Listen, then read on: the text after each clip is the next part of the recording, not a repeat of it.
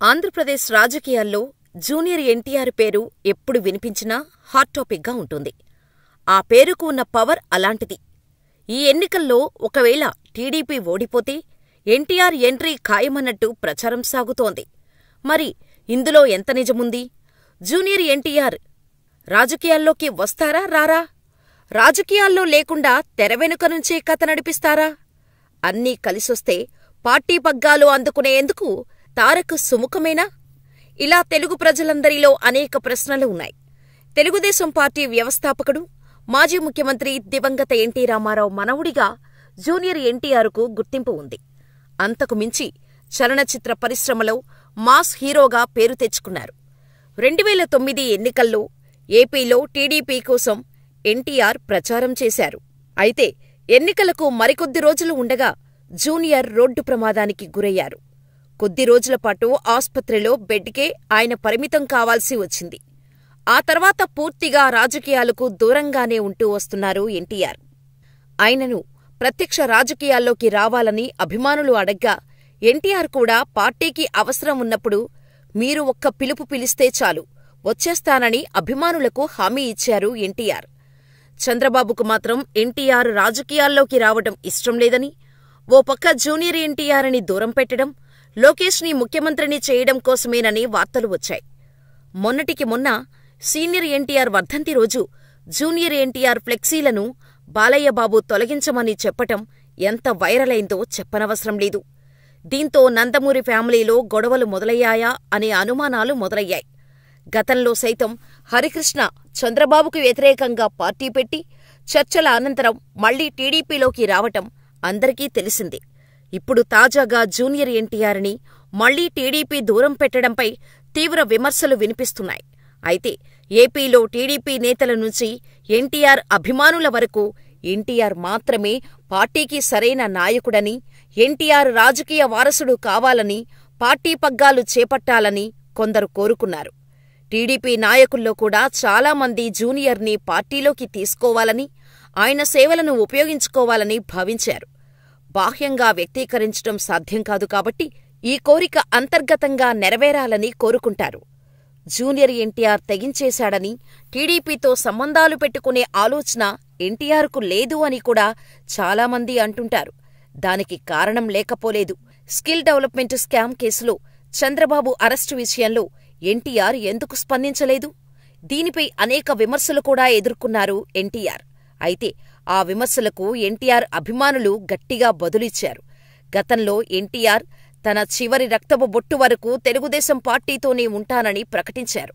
అయితే 2009 ఎన్నికల్లో ఎన్టీఆర్ను వాడుకుని ఆ తర్వాత తన కుమారుడు లోకేష్కు ఎక్కడ అడ్డు వస్తాడనే భయంతో చంద్రబాబు ఎన్టీఆర్ను పక్కన పెట్టేశారని, దీంతో ఎన్టీఆర్ కూడా మామ చంద్రబాబుని పక్కన పెట్టేశారని, ఎన్టీఆర్కు సొంత బాబాయి అయిన బాలయ్య కూడా తన సొంత అల్లుడు లోకేష్ రాజకీయ భవిష్యత్తుకు ఎక్కడ అడ్డు వస్తాడో అని ఎన్టీఆర్ని తెలుగుదేశం పార్టీకి దూరం పెట్టారని, దీంతో ఈ రాజకీయాలు మనకు సరికాదు అనుకున్న ఎన్టీఆర్ తన దృష్టిని పూర్తిగా సినిమాలపైనే కేంద్రీకరించాడని ఫ్యాన్స్ చెప్పుకొచ్చారు.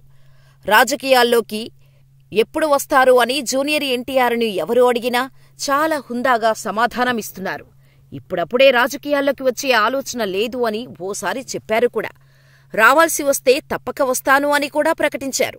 అయితే టీడీపీ నేతలు, అభిమానులు మాత్రం చంద్రబాబుకు ప్రస్తుతం వయసు అయిపోతుందని, ఈసారి ఎన్నికల్లో గెలిస్తేనే వచ్చే 5 ఏళ్లు ఆయన టీడీపీ అధినేతగా ఉంటారని, లేని పక్షంలో టీడీపీ నిర్వాహక బాధ్యతలను నందమూరి కుటుంబానికి అప్పగించాల్సిందేనని అంటున్నారు. ఒకవేళ అదే జరిగితే టీడీపీ పార్టీ పగ్గాలు అందుకునే అర్హత ఎన్టీఆర్కే ఉందని అంటున్నారు.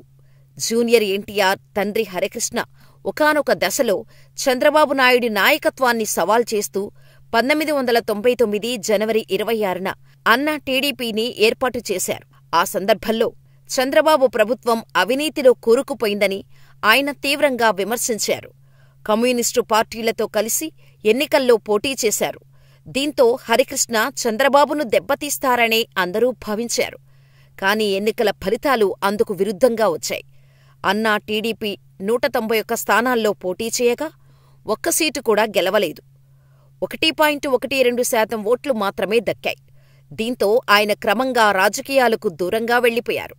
తర్వాత 2008 నాటికి మళ్లీ చంద్రబాబుతో ఆయన సంబంధాలు మెరుగయ్యాయి.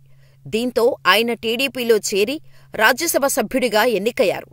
దీంతో హరికృష్ణ సూచన మేరకు జూనియర్ ఎన్టీఆర్ 2009 ఎన్నికల్లో టీడీపీ తరపున విస్తృతంగా ప్రచారం నిర్వహించారు.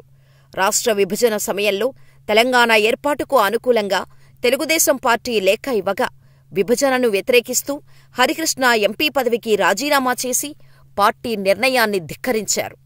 ప్రస్తుతం జూనియర్ ఎన్టీఆర్ తెలుగుదేశం పార్టీకి, చంద్రబాబు కుటుంబానికి దూరంగా ఉండటం, గతంలో మాజీ మంత్రి కొడాలి నాని జూనియర్ ఎన్టీఆర్ రాజకీయాల్లోకి రావడం పక్కా అని, రాబోయే రోజుల్లో పరిస్థితులను బట్టి ఎన్టీఆర్ రాజకీయ అరంగేట్రం ఉంటుందని అనటం ఆయన ఫ్యాన్స్లో జోష్ నింపింది.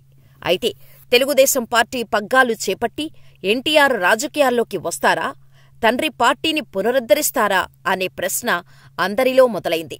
ఈ సమయంలో ఎన్టీఆర్ తన తండ్రి హరికృష్ణ పెట్టిన అన్నా టీడీపీ పార్టీని పునరుద్ధరిస్తానని, పార్టీ అధ్యక్షునిగా పార్టీని ముందుకు నడిపించేందుకు సన్నాహాలు చేస్తున్నారని, వీలైనంత త్వరలో పార్టీ గురించి ప్రకటిస్తారని ప్రచారం జరిగింది. అయితే ఈ విషయంపై ఎన్టీఆర్ నుంచి ఇప్పటివరకు ఎటువంటి ప్రకటన రాలేదు. జూనియర్ ఎన్టీఆర్ ఎప్పుడు రాజకీయాల్లోకి వస్తారన్న విషయం ఆయన అంతర్గత వ్యవహారం. ఈ విషయంలో అభిమానులు చెప్పినా, వైసీపీ నేతలు చెప్పినా ఎన్టీఆర్ మనసులో ఏముందన్నది అన్న దానిపై ఎవరికీ క్లారిటీ రావటం లేదు. ఎన్టీఆర్ రాజకీయాల్లోకి వస్తారా లేదా అనేది భవిష్యత్తులో చూడాలి.